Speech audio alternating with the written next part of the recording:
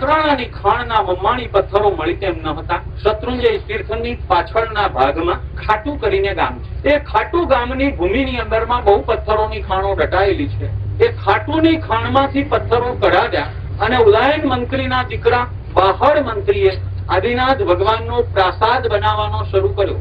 હાલ જે દાદાનો પ્રાસાદ આપણે જોઈ રહ્યા છીએ, આખા શિખરનું એલિવેશન જોવું હોય તો મેં તમને જગ્યા આપી હતી. અષ્ટાપદના ડેરા આગળ ઉભા રહો ત્યારે તમને દાદાનું શિખર દેખાય.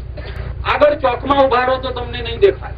આ બાજુ સહસ્રકૂટમાં ઉભા રહેશો તો નહીં દેખાય. આ બાજુ સિમંદરામાં ઉભા રહેશો તો નહીં દેખાય. પરંતુ ત્યાં જઈને ઉભા રહેજો ને એક નજર કરજો. પાછળના એક એક ખંડને કોટી કોટી વાર નમસ્કાર કરજો. ધન્ય હોજો ઉદયન. કે શું તમારા ભાવ હતા?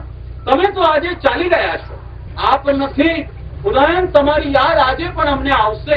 ઉદયન, આજે તો તમને સાંભળીએ છીએ, પણ જયારે પાલિતાણા જાશું ને તમારા જે પ્રાસાદને અમે 3 પ્રદક્ષિણા કરશું, તમારા શિખરને અમે નિહાળશું, તમારા ભાવને અમે કોટી કોટી વંદનાઓ અર્પણ કરશું અને દાદાને પ્રાર્થના કરશું, તમને પણ પ્રભુ તું આટલી શક્તિ આપજે, આટલી ભક્તિ આપજે ને આવો સંકલ્પ તું અમને પણ કરાવજે. વર્તમાનમાં જે પ્રાસાદ, મંદિર, જિનાલય, શિખર જે ઊભું છે તે કોનું નિર્માણ? બાહડ શાહ. સંકલ્પ કોનો? અને નિર્માણ કોનું? બાહડ શાહ.